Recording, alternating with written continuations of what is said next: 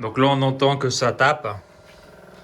Ça tape parce que le soleil tape sur l'immeuble et donc les radiateurs, les têtes thermostatiques des radiateurs de l'immeuble commencent à se fermer. Puis là, la pression différentielle est trop élevée et donc ça fait ce bruit. Donc malheureusement, bon après comme je l'ai dit, en plus ici là il y a un problème de sens, de passage du fluide. C'est-à-dire que là en réalité c'est l'aller, c'est pas le retour. Donc ce qui fait que la tête, le passage c'est comme ça, hein, alors que là le fluide il fait comme ça. Et après au niveau de la chaufferie de ce bâtiment là, je sais même pas s'ils ont mis une vanne de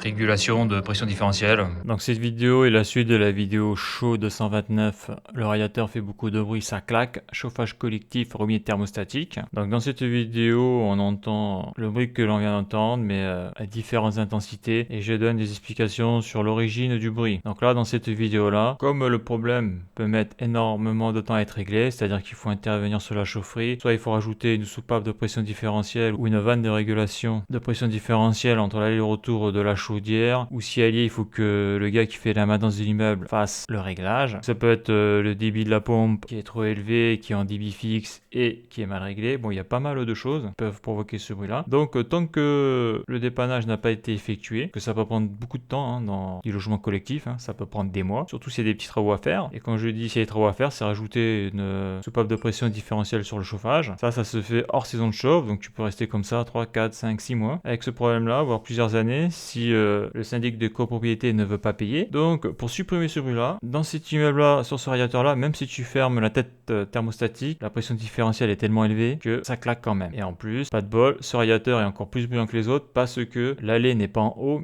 mais en bas, ce qui fait que la tête thermostatique est montée dans le mauvais sens. Car une tête, il y a un sens de montage, c'est le sens passage du fluide. Donc là, dans cette vidéo-là, on va voir comment on fait pour supprimer ce problème-là, ce problème bruyant. Et pour cela, on va brider le débit d'eau qui rentre dans le radiateur en intervenant sur la vis de réglage du T de réglage. Alors attention, avant de faire cette opération-là, surtout si tu es sur un T de radiateur qui est ancien, donc celui-là, ce radiateur a été changé une dizaine d'années, ça peut te provoquer une fuite. Donc moi, dans la vidéo, on va voir que ça va me provoquer une fuite. Alors très légère fuite, sauf que il va falloir, si tu mets une tasse dessous, toutes les heures, il faudra vider la tasse. Donc c'est quand même une fuite assez sérieuse. Donc on verra comment j'ai réglé ce problème-là, cette fuite-là, dans la vidéo chaud 238, c'est-à-dire la prochaine vidéo. Donc ça, je peux le dévisser à la main.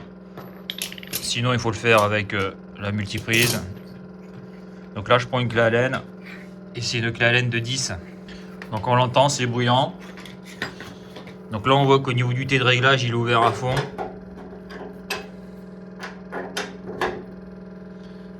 Et là je vais le fermer un peu. Enfin, je vais le fermer, donc je vais diminuer le débit jusqu'à ce que ça fasse plus de bruit.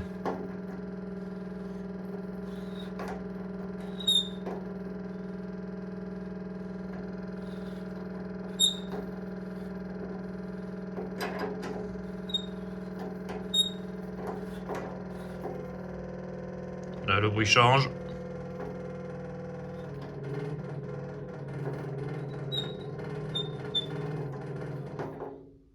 Là ça fait plus de bruit là.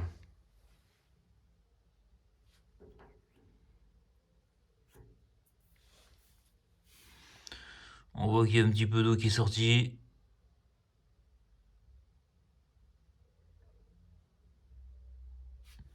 Donc je pense pas que je l'ai fermé entièrement, je verrai ça ultérieurement. Ça je vais le fermer. Et puis voilà. Quoique je vais essuyer l'eau quand même avec un chiffon.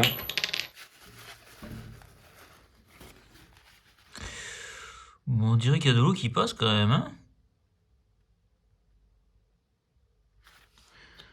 Bon écoute, on va voir. Je vais fermer ça. Au pire, j'y mettrai du fil joint là en téflon. Donc c'est pour ça qu'il y a cet écrou là en laiton. Voilà, je vais fermer ça. Après on verra si ça pisse ou pas. Voilà. Donc l'objectif, c'est de ne plus avoir ce bruit de claquage là. Donc là, si je l'ouvre à fond,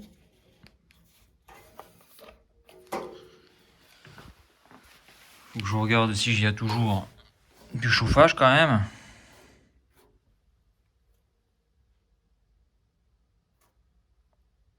Bon, ça va prendre un peu plus de temps parce que là, vu que dehors, il commence à faire chaud, la chaufferie va réguler, donc le départ chauffage va être faible. Ça, après, il faut contrôler ça le matin. Donc là, le radiateur est sur 2 là, pour faire des économies de gaz. Là, ce que je vais voir avant de le rallumer, là, parce que là, il fait froid, là. Donc là, on est quoi? On est à 23, 24, donc ça monte. Donc il y a de l'eau chaude qui circule. Je vais l'ouvrir à fond, voir. Je vais attendre 5 minutes pour faire le relevé de température. Voilà, ça fait 5 minutes, mais bon, c'est l'après-midi, donc peut-être qu'aussi la chaufferie, la courbe de chauffe a dû baisser la température de départ. Bon, là, on est à 25, 25,3, donc ça circule bien, ça passe, nickel. Donc là, je vais le remettre sur 2, là, parce que bon, là, avec la télé, on nous bassine, là, avec le prix du gaz, donc on va faire les économies. Donc voilà, en baissant, là on est aux alentours de 18 degrés en ambiance, hein. Donc ça reste supportable. Donc ce que j'ai fait au niveau du thé de réglage, ça a bien supprimé le bruit, ça fonctionne. Donc par contre j'ai eu une fuite, je vais en parler dans la prochaine vidéo. Donc c'est pour ça qu'avant de faire cette opération là sur un vieux thé de réglage, regarde la prochaine vidéo.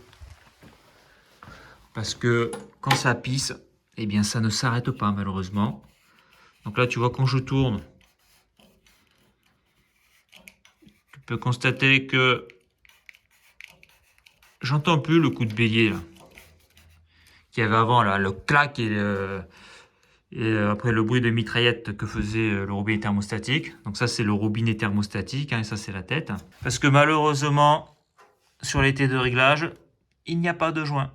Car comme tu as pu le voir quand j'ai serré la vis avec ma clé Allen de 10, donc j'ai bien réduit le débit, donc ça a diminué la pression différentielle au niveau du robinet thermostatique, donc ce qui fait que ça ne claque plus. C'est pour ça que dès que le bruit s'est arrêté, j'ai arrêté de tourner justement pour toujours avoir du chauffage, parce qu'après bien sûr si tu le fermes à fond, c'est sûr qu'il n'y aura plus de bruit du tout, mais il n'y aura plus de chauffage aussi au niveau du radiateur. Donc malheureusement, il faut le savoir avec les vieux thés de réglage, donc là une dizaine d'années, quand tu vas tourner, comme le joint a une dizaine d'années, bien il se peut que ça fuit. Ça aurait été un thé de réglage neuf, je pense que ça n'aurait pas fui. Donc dans ce cas-là, tu as deux solutions. Soit tu changes tes réglages, mais il faut que tu sois soit en maison, ou soit que ton chauffage collectif, en tout cas ton appartement, ait les deux vannes d'isolement aller-retour de ton appartement sur le palier de ton appartement. Donc c'est souvent côté de ton compteur d'eau et de ton compteur gaz si tu as du gaz chez toi pour chauffer la gazinière ou pour faire de l'eau chaude sanitaire. Sinon, si tu es en collectif comme ici, là, malheureusement les vannes ne sont pas sur palier, c'est des colonnes. Donc tu as des vannes en pied de colonne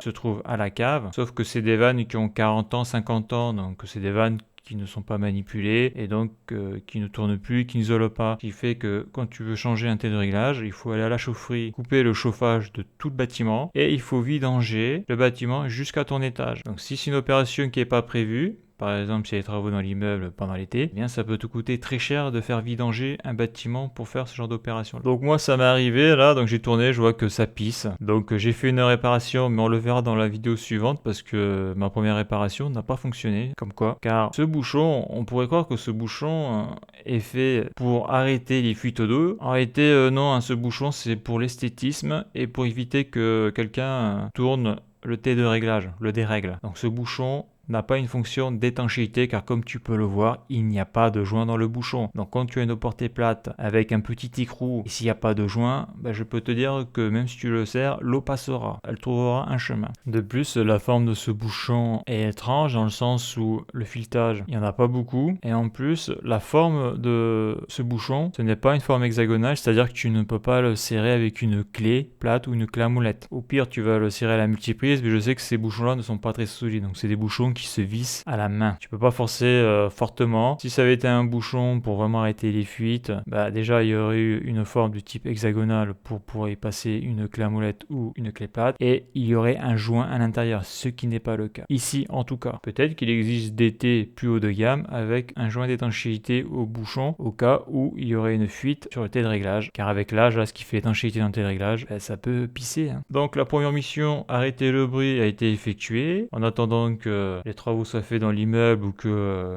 le gars, la technicien de maintenance qui s'occupe du chauffage de ce bâtiment-là, règle la vanne ou la soupape de pression différentielle ou règle le débit de la pompe, etc.